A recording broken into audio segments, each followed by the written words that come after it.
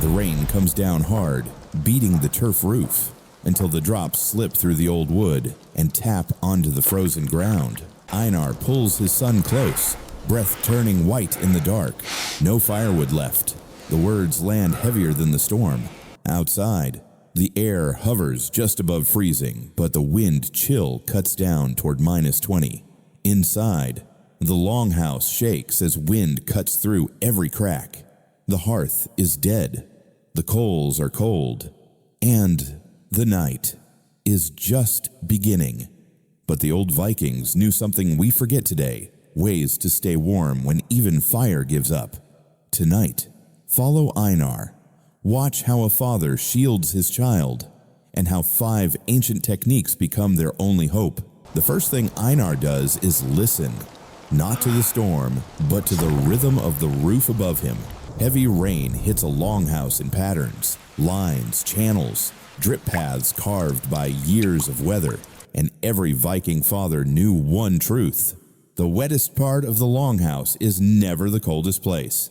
The coldest place is where the water finally lands. Einar lifts his son a little higher and steps through the dark, watching how the droplets fall through the cracks in the turf and timber. -20 outside, moisture falling inside. A deadly combination that pulls heat from the body faster than the wind itself. So he moves slowly, tracing the dry lines on the floor like he is reading an old map. Because he is. Viking homes were built with natural drip management, and where the water doesn't fall, warmth has a fighting chance. He finds it, a narrow corner behind a support beam, where the roof bends just enough to cast a shadow from the rain. A rain shadow, the kind that cuts moisture loss by half and keeps the ground from turning into a cold sponge. Einar pulls his son into that pocket, presses their backs against the driest wall, and lets their breath settle into a slow rhythm. Warmth returns in small winds, a dry floor, a still moment, a pocket of air that isn't stealing heat, and for a father with no firewood left, that pocket means survival. Einar closes his eyes for a heartbeat, knowing this is only the first step.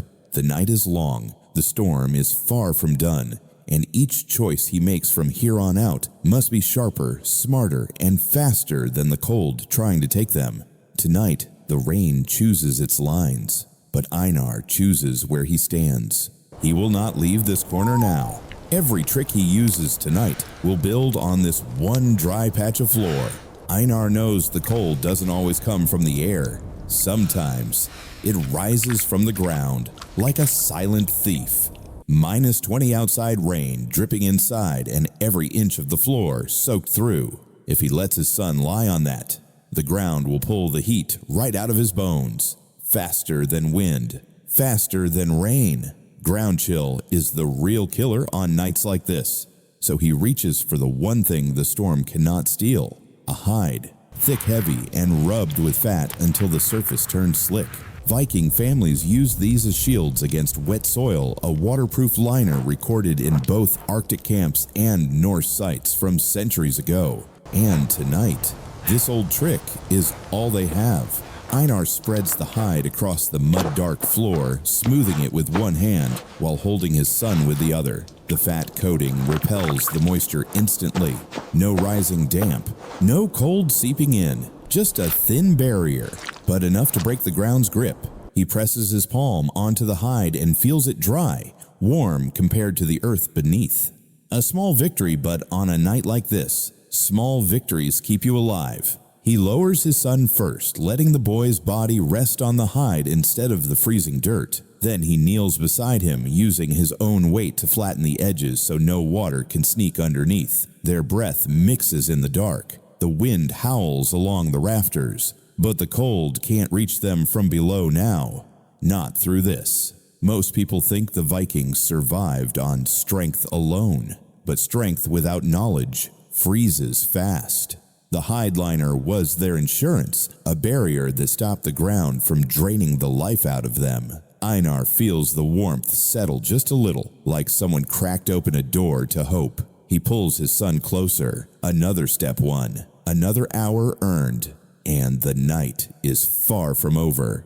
Tonight, the storm owns the sky, but the ground no longer owns them. Einar feels the cold shift before he hears it. A thin ribbon of air slides across the longhouse floor. Sharp, sneaky, the kind of draft that cuts through wool like it owns the place. Rain makes it worse. When water hits the roof, the pressure inside changes, and the wind finds every gap in the turf and timber.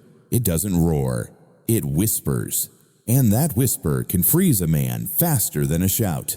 He crouches low, watching how the draft creeps in under the rafters, then slices straight through the room like a knife laid on its side. A cross draft, invisible but deadly. And on a night with no firewood, letting that draft run wild would drain the warmth from his sun in minutes.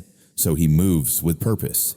He takes his heavy cloak soaked on the outside but thick enough to hold heat on the inside and folds it twice. Then he presses his back against the wall, fitting himself into a narrow angle where the timber meets the support beam. Without fire positioning is everything. This is something every old Viking father learned by instinct turn the body into a windbreak, and the wind loses its bite. He lifts the cloak and hangs it across his shoulder, letting it drape from the wall to the floor like a soft barrier.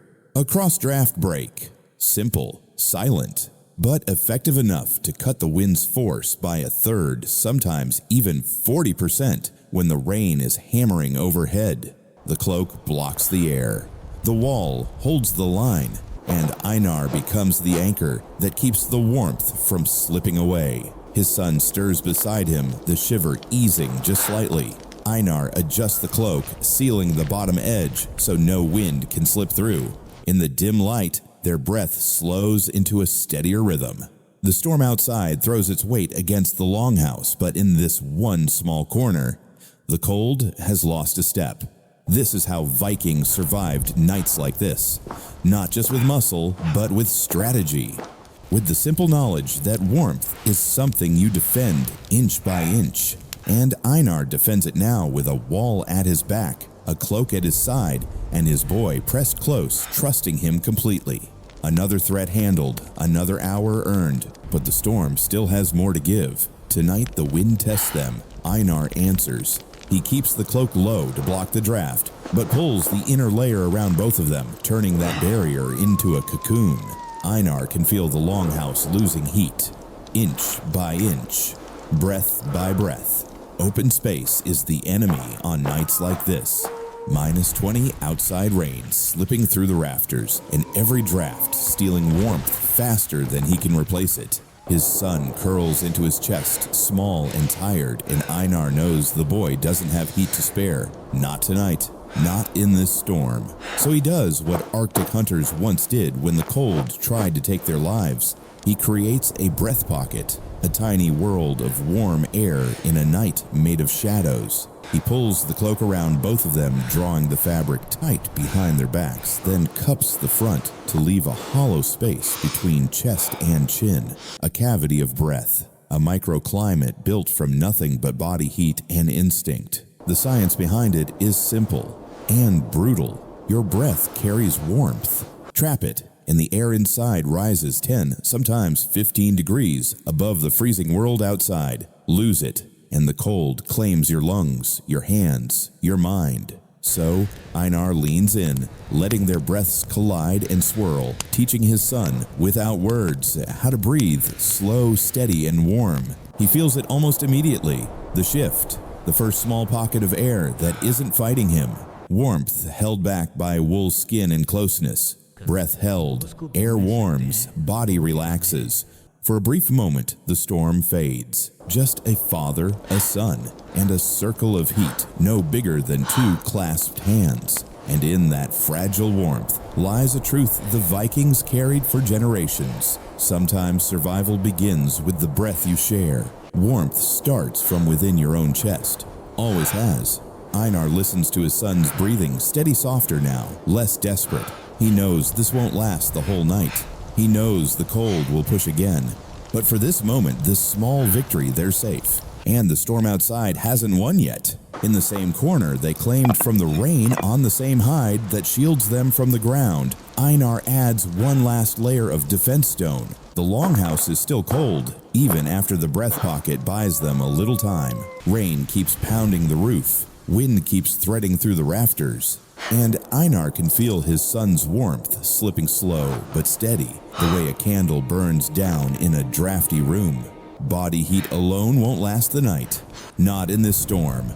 Not at -20. So Einar searches the dark for something the cold hasn't claimed yet. He finds it near the hearthstones that once sat close to the fire earlier in the day. Not hot anymore, but warm enough to matter. Warm enough to save a life. Vikings knew this trick well. Stone releases heat slowly, steadily, hours after the flames die. A quiet partner in survival from Norway to Greenland. He gathers the stones one by one, checking each with the back of his hand, choosing only those still holding warmth. Then he kneels beside his son and begins to build the ring. Not big, not tall, just a small circle around their sleeping space, each stone placed a hand's width apart to create a low radiant field. A micro-radiant zone, the kind Arctic families used to keep frostbite at bay when the night turned cruel. The effect isn't dramatic. It's subtle, like the room finally remembering how to breathe. Stones radiate heat slowly, space warms, body recovers. The boy's shoulders stop shaking first. Then his breathing evens out. Then Einar feels his own pulse relax just a little as the ring traps the warmth the same way a fence holds in wandering sheep. This is heat sharing at its simplest father-son and the leftover warmth of yesterday's fire working together against the storm. Sometimes the things you keep, even the small things, end up keeping you. Sometimes the things that are left behind are the very things that end up saving your life. Einar rests his hand on one of the stones, feeling the heat still rising from it, gentle and patient. He knows what this means. They've bought hours, precious hours. But the storm outside is relentless, and the longhouse trembles like a ship fighting the sea. He pulls his son close again, settling them both inside the warm stone ring. This is a win, a real one. But the night isn't done testing them.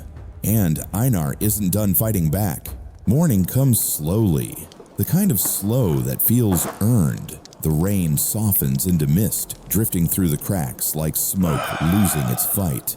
And for the first time all night, the longhouse feels warm, not because the storm stopped, but because Einar chose every move like a man who refused to give up.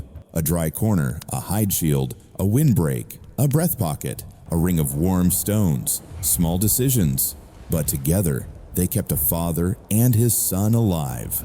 That's the truth the Vikings carried through every winter. Fire wasn't their last line of defense. Knowledge was. Natural insulation, microclimates, smart positioning, the same principles survival experts still rely on today when gear fails and nature takes the lead. Einar watches the light spill across the floor, his son breathing easy in the warmth they built by hand. They survived the rain, but the cold has more stories to tell, because what happens when the rain turns to ice and the roof begins to crack under the weight?